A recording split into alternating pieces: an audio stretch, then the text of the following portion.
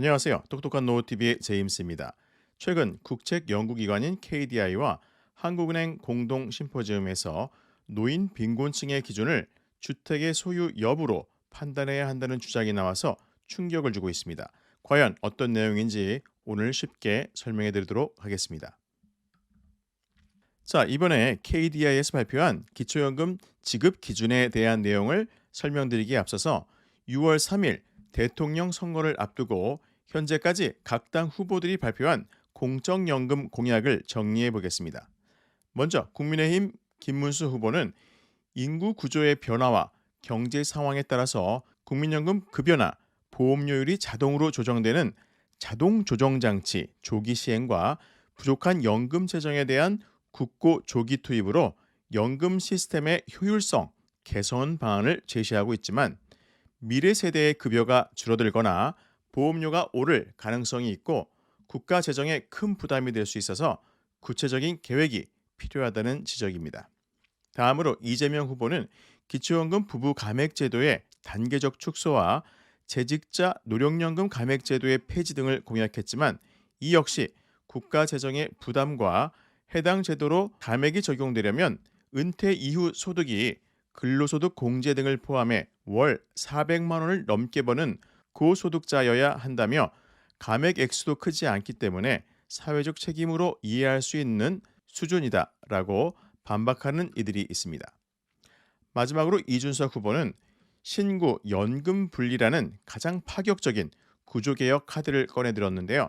기존의 국민연금 가입자를 구연금으로 두고 미래 세대는 신연금에 가입하되 신연금은 자신이 낸 보험료와 투자 수익에 따라 받는 금액이 결정되는 확정기 여형, 즉 DC로 전환하자는 구상입니다.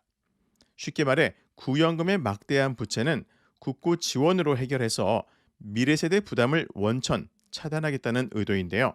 구연금의 부채를 어떻게 감당할 것인지에 대한 구체적인 계획이 부족하고 신연금은 개인 투자 성과에 따라서 노후 소득이 불안정해질 수밖에 없는 문제점이 있습니다. 그럼 지금부터 최근 국책 연구기관인 KDI와 한국은행 공동 심포지움에서 노인 빈곤율의 기준을 주택의 소유 여부로 판단해야 한다는 주장에 대해서 설명을 드리겠습니다. 이날 공동 심포지움에 참석한 이창용 한국은행 총재는 노인 빈곤 문제는 단지 시간이 다를 뿐 결국 우리 모두가 맞이하게 될 미래라면서 노인 빈곤층이 처해 있는 구조적 문제를 해결하기 위한 정책적 노력이 시급하다고 강조를 했고 이에 KDI 원장은 OECD 최고 수준인 노인 빈곤율을 낮추기 위한 방안으로 기초연금의 제도 개편과 주택연금의 활성화를 제안했는데요.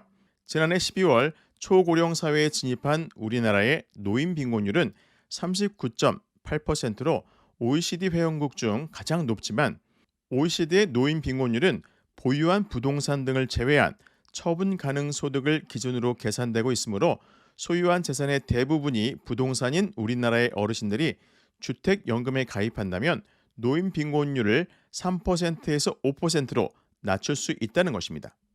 실제로 2024년 기준 우리나라의 주택연금 가입률은 2% 정도이지만 29세에서 55세 주택 보유자의 주택연금 가입 의향은 41.4%로 현재 가입률의 20배 수준으로 나타났습니다. 이에 KDI에서는 기초연금의 지급 대상 기준을 개편해서 선택과 집중을 해야 한다고 주장하면서 현재는 기초연금이 소득은 적지만 재산이 많은 노인까지 지급되고 있는 데다가 초고령 사회에 들어서면서 지급액이 급증해서 청년 세대와 국가 재정에 부담이 되고 있다고 설명하고 있습니다. 또한 가난한 청장년층이 자신보다 부유한 고령층을 위해서 기초연금 재원을 마련해야 하는 상황에 봉착했다며 기초연금 수급 대상을 사회 전체 기준에서 상대적으로 빈곤한 고령층으로 한정할 필요가 있다는 것입니다. 하지만 이는 노인 빈곤율 산정 시 소유한 부동산은 노인 빈곤율 계산에서 제외한다는 이유만으로 주택의 소유 여부를 기초연금의 산정 기준의 중요한 요소로 삼겠다는 것이므로 노인들의 현실을 외면한 편협한 발상이라고 할 수가 있습니다.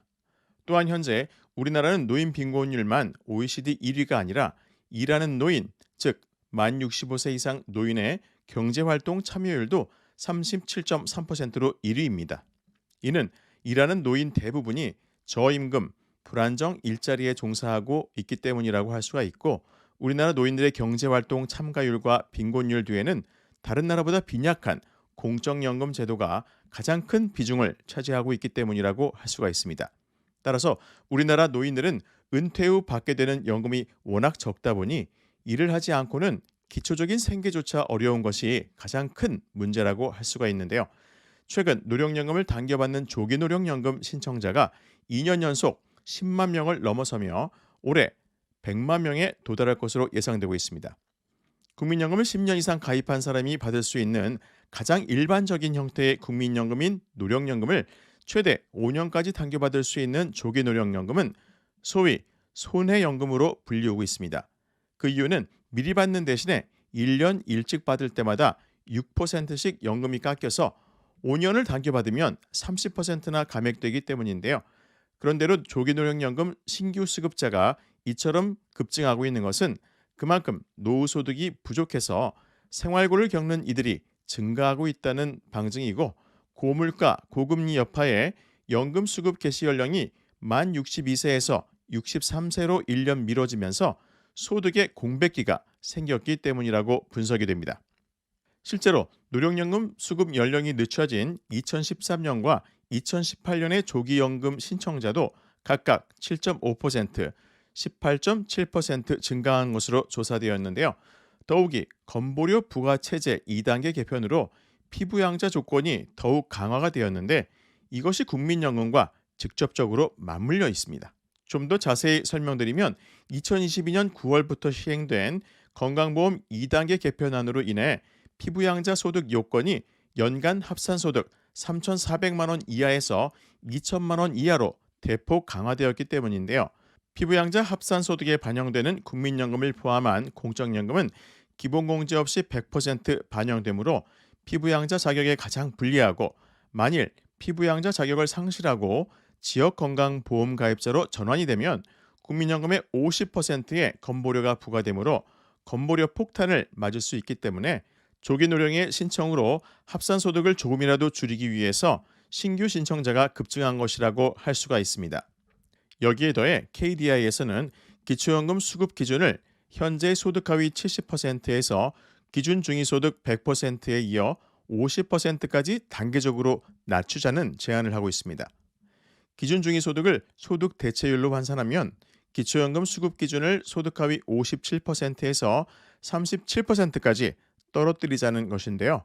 이렇게 되면 기초연금의 예산을 연평균 4조 2,500억 원에서 9조 5,600억 원까지 절감할 수 있다는 것이고, 이렇게 기초연금 수급 대상의 축소로 발생한 재정 여력을 어려운 분들께 몰아주자는 것입니다.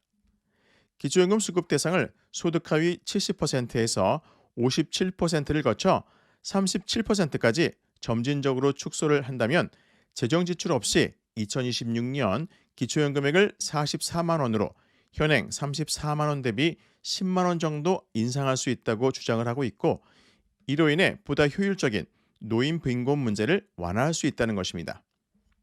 하지만 KDI의 주장대로 기초연금 수급 대상을 점진적으로 줄여나가기 위해서는 기초연금 없이도 생활이 가능한 노인의 비율을 확대해야 하는 전제가 반드시 해결돼야 한다는 것으로 판단이 됩니다. 지금까지 최근 KDI에서 발표한 기초연금의 수급 방식 개편에 대한 내용을 설명드렸는데요. 연금 구조개혁의 최종 방안은 6월 3일 치러질 대통령 선거의 결과에 따라 결정될 것이므로 각 후보들의 공약을 철저히 확인 후 최종 결정하시길 바라며, 오늘도 제임스가 여러분들의 행복하고 건강한 인생 2막을 응원하겠습니다.